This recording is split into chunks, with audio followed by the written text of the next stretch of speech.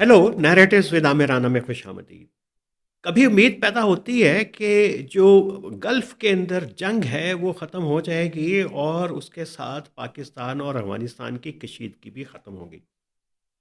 लेकिन फिर हालात पलटा खाते हैं और जैसे ही ईरान और अमेरिका के दरमियान टेंशन शुरू होती है, तनाव बढ़ता है, हमें मालूम होता है कि पाकिस्तान और अफ़गानिस्तान के मामलात फिर से दगरगूं होना शुरू हो गए।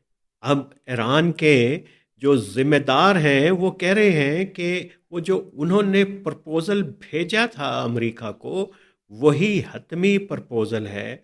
और फिर अब ये इत्तलात भी आ चुकी हैं कि सदर ट्रंप जो हैं वो शायद अपना ये सीज़ फायर के फैसले के ऊपर नज़रसानी करेंगे।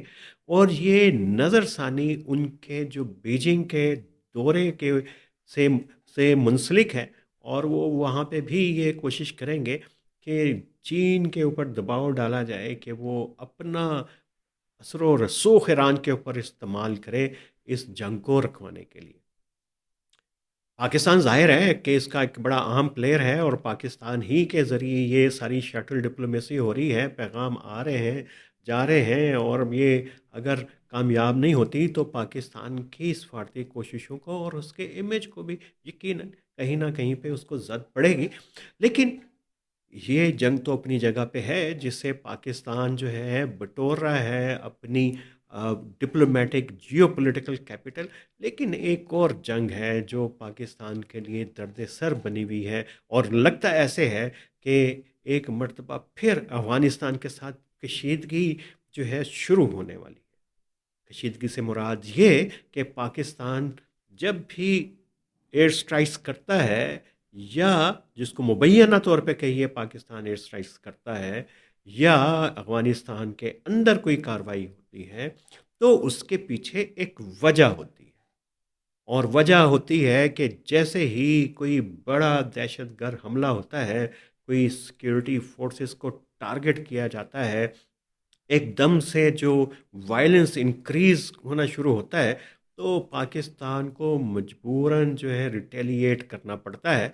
और आप सुन चुके होंगे सराय नौरंग जो लक्की मरवत में वहाँ पे हमला हुआ, दहशतगर्दी का हमला हुआ, 15 अफराद जान से गए, पुलिस एहलकार हुए। उससे पहले बारूद से भरी जो पूरी एक गाड़ी है वो पुलिस चौकी से टकराई गई। उस पुलिस चौकी से बन्नू में जो बड़ी बदकिस्मत चौकी है, बार बार इन दहशत गर्दों का हमला औरों का निशाना बनती है। और इस मरतबा उसमें फिर 15 पुलिस ऑफिसर और जवान उसके अंदर शहीद। ये तो दो बड़े वाक़यात हैं जो इंडिकेट कर रहे हैं कि चीज़ें बदल रही हैं। और लेकिन एक वाक़या बड़ा खामोशी से हुआ है जिसकी सोशल मीडिया के ऊपर थोड़ी-सी आपको झलक नज़र आएगी। और फरज़ाना अली ने एक अपने सोशल मीडिया अकाउंट के ऊपर शेयर किया। वो बड़ी ख़तरनाक ख़बर है, वो हुई है इस्लामाबाद के करीब। और हम उसको रिलेट नहीं करेंगे कि अफ़गानिस्तान में जो कुछ हो रहा है उसके ऊपर हम चंद लम्हों के बाद बात करेंगे। लेकिन देखिए कि जब दहशतगर्दी शुरू होती है तो वो कैसे अपने पर फैलाती है। तो मैं आपके सामने ये एक ट्वीट जो है फरजाना की वो आपके सामने रखता हूँ। फरजाना अली के मुताबिक एक खुदकुश धमाका हुआ है ज़िला अटक के अंदर। ज़िला अटक जो इस्लामाबाद रावलपिंडी से कोई ज़्यादा दूर नहीं है। और ये वाक़या है कल का। और इसमें जो इंडिविजुअल इन्वॉल्व है वो बड़ा अहम है। और ये सुसाइड बॉम्बिंग के अंदर वो शक ये है कि वो यूके का नेशनल था। और ये वाक़या हुआ है विलेज मंकार तहसील जंड डिस्ट्रिक्ट अटक के अंदर। और जिसको रिपोर्टेडली कहा जा रहा है कि यूके का एक शहरी था, वो खेतों के करीब से गुजर रहा था। और ये इसको जब इंटरसेप्ट किया गया उस गांव के अंदर तो इसने अपने आप को धमाके से उड़ा लिया। यकीनन ये बहुत खौफनाक खबर है। अमूमी तौर के ऊपर ऐसे जो धमाके, सुसाइड बॉम्बिंग के धमाके, उसके मुतल्लिक शक फौरी तौर के ऊपर जाता है कि ये दाइश और इस्लामिक स्टेट खुरासान का काम है। और चूंकि इस्लामाबाद में जो इमाम बारगाह के ऊपर हमला था, और तो उसके डांडे भी इसी तरह के ग्रुपों के, और ये निशानदेही करती है कि शायद दहशत गर्द जो हैं उन्होंने टारगेट किया हुआ है कि वो किसी डिस्प्रेशन में हैं कि वफाकी हुकूमत तक पहुँचें।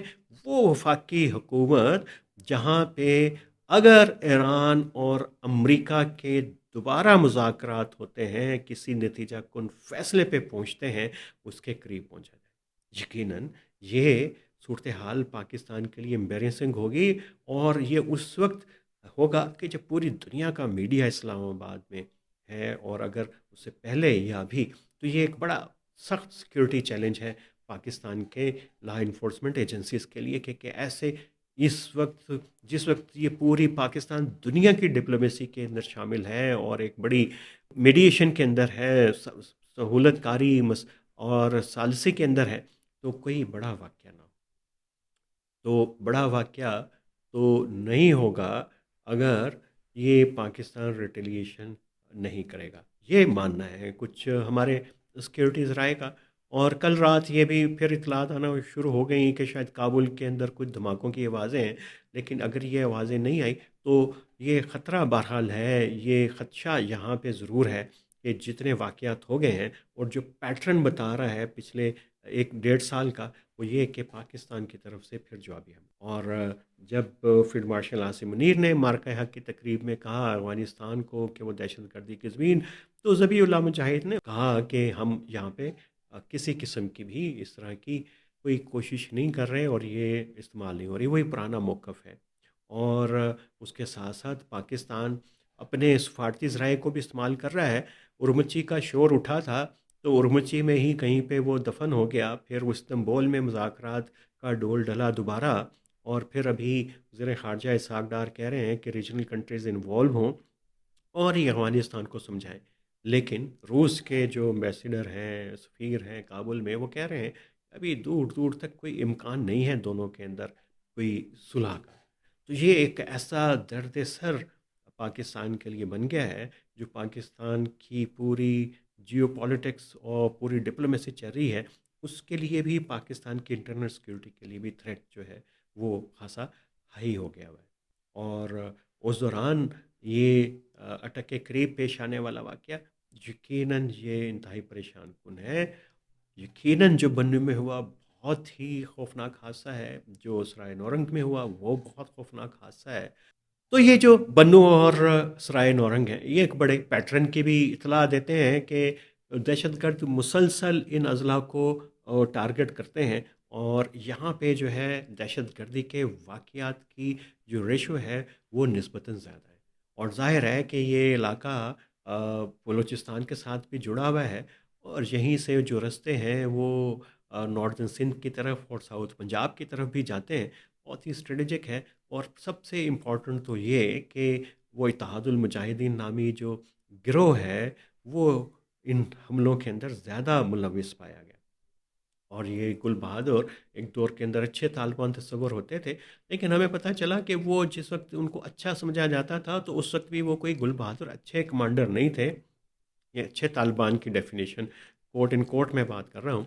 उस वक्त भी वो स्टूज थे, वो आलाकार थे सिराजुद्दीन हक्कानी के, और सिराजुद्दीन हक्कानी बड़ा डिप्लोमेटिकली पाकिस्तान के साथ प्ले करते रहे, और पाकिस्तान के अंदर उनकी प्रॉपर्टीज़ भी बनी, और पूरा नॉर्थ वज़ीरिस्तान, और इधर उनके पूरे ख़ानदान और उनके उनका पूरा इन्फ्लुएंस इन एरियाज़ के अंदर है। वो एक बड़ा ट्रिगर है इस इन अज़ला के अंदर, जो दहशत गर्दी को परवान चढ़ाने का। तो गलती थी तब भी गुल बहादुर को अच्छा समझने की, और आज भी कोई ऐसी कोशिश करेगा कि कुछ दहशतगर्द अच्छे हैं, कुछ बुरे हैं, तो वो वैसे ही गलती करेगा जैसे उन्होंने गुल बहादुर के मतलब की। ऐसी ही गलती होगी जैसे हमने बार बार बड़े बड़े जो मिलिटेंट लीडर्स हैं, जो बाद में वो एंटी पाकिस्तान हुए, उन्होंने रियासत पाकिस्तान को नुकसान पहुंचाया। तो इस वक्त जो ज़ीरो टॉलरेंस की पॉलिसी है वो बड़ी इम्पॉर्टेंट पॉलिसी है, और उसी के ऊपर कारबंद रहना पड़ेगा। लेकिन इस कारबंद रहने के लिए भी एक पूरी स्ट्रेटजी और हिकमत अमली चाहिए। तो ये बदलती हुई सूरत हाल, जो दहशतगर्दी जो है और सिक्योरिटी, ये कई दहाइयों से पाकिस्तान की मईशत के, पाकिस्तान की पूरी जियो स्ट्रेटजी के, पाकिस्तान के इमेज के पीछे पड़ी हुई है। ये बला है जो पाकिस्तान के ऊपर सवार है। इस बला से निजात वही दिलवा सकते हैं जिन्होंने अफ़गान सोवियत वॉर के अंदर ये पूरा डिज़ाइन क्राफ्ट किया था, और ये फिर चलते चलते ये कई दहाइयाँ हमारी खा गया। अगर वो सोचें, देखें, तो इस अफरीत को लगाम जो है वो दे सकते हैं, लेकिन चाहिए कोई इनोवेटिव सोच, और वो आएगी कैसे, ये एक बड़ा चैलेंज है। इसके ऊपर तो बात करेंगे हम एक और दिन। आज के लिए इतना ही। जुड़े रहिए नैरेटिव्स विद आमिर राना।